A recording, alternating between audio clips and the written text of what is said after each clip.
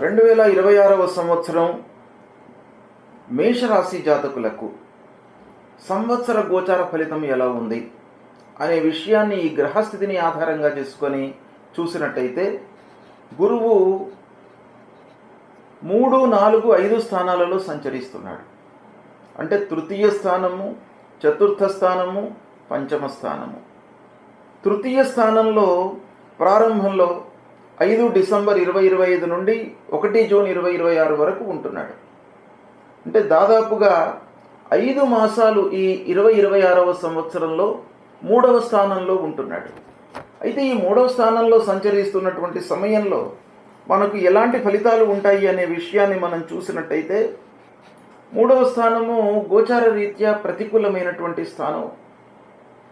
అయితే మేషరాశి వారికి భాగ్యాధిపతి, ద్వాదశాధిపతి కూడాను గురువు గనక అలాంటి గురువు తృతీయ స్థానంలో సంచరిస్తున్నాడు గనక కొంత మనము జాగ్రత్తగా ఉండడము మంచిది. ఈ సమయంలో ఏ విషయాల్లో మనం జాగ్రత్తలు తీసుకోవాలి అని అంటే ముఖ్యంగా దగ్గరి వాళ్ళు ఎవరైతే ఉన్నారో వాళ్లతో మీకు కొన్ని ఇబ్బందులు తలెత్తేటువంటి అవకాశాలు ఉంటాయి. మీరు సాహసించి పనులు చేయకుండా కొంత జాగ్రత్తగా నిర్ణయాలు తీసుకోవడం మంచిది అనేటువంటి విషయం ఈ సంచారం మనకు తెలియజేస్తుంది.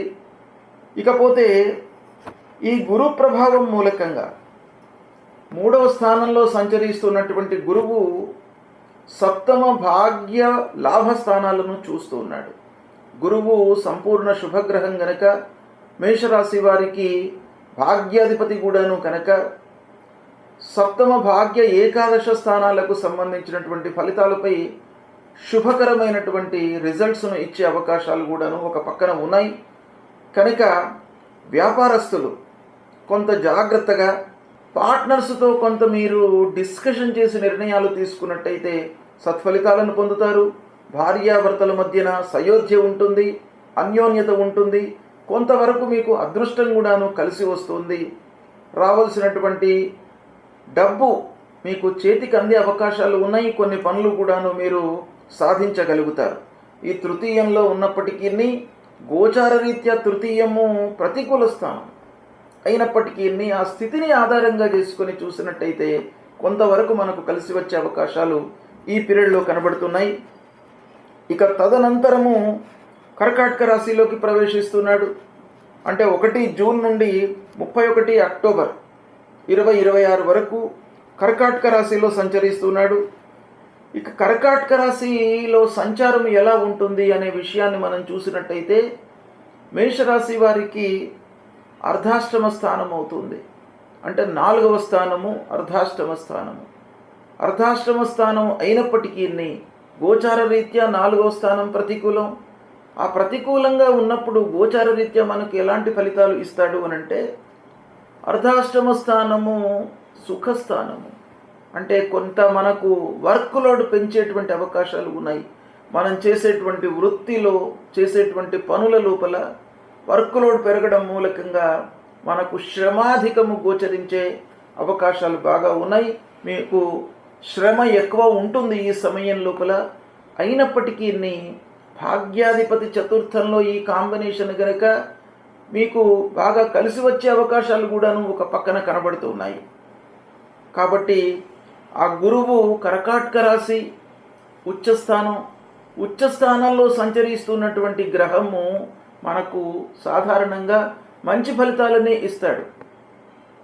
స్థానరీత్యా కొంత మనకు ఇబ్బందికరమైనప్పటికీ ఆ చతుర్థ స్థానము కర్కాటకము ఉచ్చస్థానం గనక మనం శుభ ఫలితాలను ఎక్స్పెక్ట్ చేయడానికి అవకాశాలు ఉన్నాయి. ఇక తదనంతరము 31 అక్టోబర్ 2026 నుండి 24 జనవరి 2027 వరకు సింహరాశిలో సంచరిస్తున్నాడు. సింహరాశిలో సంచారము చాలా కలిసి వస్తుంది. పంచమ స్థానంలో సంచారం అన్నమాట. మేషరాశి జాతకులకు పంచమ స్థానము గోచార రీత్యా చాలా కలిసి వచ్చేటువంటి స్థానం. ఈ 5వ స్థానంలో సంచరిస్తున్నటువంటి సమయంలో మీకు చాలా అద్భుతాలు కలిగేటువంటి అవకాశాలు ఉన్నాయి. మీరు మంచి ఫలితాలను పొందబోతున్నారు ఈ సమయంలో.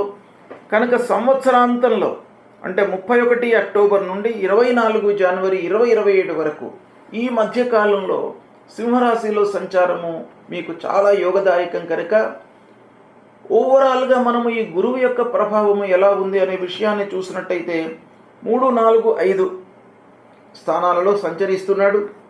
ఈ 3, 4, 5 స్థానాల్లో సంచరించడము ఒక రకంగా మేషరాశి వారికి కొంత అనుకూలమైనటువంటి ఫలితాలను కలుగజేస్తాడు. ఈ కంబైన్డ్గా ఈ 3, 4, 5 స్థానాల గురించి మనం ఆలోచించినట్టయితే పిల్లల విషయంలో చదువు, వాళ్ళ యొక్క సెటిల్మెంటు, ఉన్నత విద్య, బయటికి పంపించడము, విదేశీ ప్రయత్నాలు ఫలించడము, సంపాదన లోపల సంతృప్తికరమైనటువంటి వాతావరణం ఉండడము, ఇక రావాల్సినటువంటి డబ్బు కూడాను చేతికి అందుతుంది, స్థిర చిరాస్తులు కూడాను కొనేటువంటి అవకాశాలు ఈ గురు మూలకంగా ఈ సంవత్సరం కలుగుతున్నాయి. ఇకపోతే శనీశ్వరుడు ప్రధానమైనటువంటి గ్రహం. శని యొక్క సంచారము మీనరాశిలో ఉంది ఈ సంవత్సరము. మీనరాశిలో ఉన్నటువంటి శని మేషరాశి వారికి ద్వాదశ స్థానం అవుతుంది. అంటే ద్వాదశ స్థానంలో శని సంచరిస్తున్నాడు. ఈ ద్వాదశ స్థానంలో శని సంచారం మూలకంగా వర్క్ లోడ్ పెరుగుతుంది, పని లోపల మనకు ప్రెషర్ పెరుగుతుంది, ఒత్తిడి బాగా పెరుగుతుంది. అంటే మనము దాన్ని అధిగమించడానికి ఏం చేయాలి? సంయమనము పాటించాలి. అంటే ఓపిక, సహనము, శాంతి, అన్ని రకాలుగా ఆలోచించి నిర్ణయాలు తీసుకోవడము, ఇలాంటి అంశాలపైన మీరు మనస్సు నిలిపినట్టయితే కొంతవరకు దాన్ని మీరు అధిగమించే అవకాశాలు ఉంటాయి. అనవసరమైనటువంటి ఖర్చులు ఒక పక్కన గోచరిస్తున్నాయి వ్యయస్థానం గనక. అనవసరమైనటువంటి ఖర్చులు మీకు ముందుకు వస్తాయి. అంటే మీరు ఊహించరన్నమాట, ఊహించకుండా మీకు ముందుకు ఖర్చులు వస్తాయి. వాహనముల మూలకంగా వాటి యొక్క రిపేర్లు మీరు అనుకోకుండా ముందుకు రావడము, గృహ మరమ్మతులు ఫోర్స్డ్గా చేయవలసినటువంటి ఆగత్యం ఏర్పడము, తర్వాత ప్రతి విషయాన్ని కూడాను పదే పదే ఆలోచించడం మూలకంగా కొంత మానసికమైనటువంటి ఇబ్బందులు తలెత్తే అవకాశం కూడాను ఉంటుంది. దీని ప్రభావము కొంత రాబడి మీ ఇన్కమ్ పైన కూడాను ఉంటుంది. కాబట్టి కొంత జాగ్రత్తగా అనవసరమైన ఆలోచనలను మీరు పక్కన పెట్టి ఎంతవరకు అవసరమో అంతవరకే ఆలోచించడం చాలా మంచిది. ముఖ్యంగా ఈ వ్యయస్థానంలో ఉన్నప్పుడు ఆరోగ్యంపై మీరు చాలా మనసు నిలపాలి. ఆరోగ్య విషయం లోపల జాగ్రత్తలు పాటించాలి. యోగా, వ్యాయామము ఇలాంటివి చేస్తూ ఆహార నియమాలను పాటించడం వ్యయస్థానంలో ఉన్నప్పుడు చాలా అవసరము.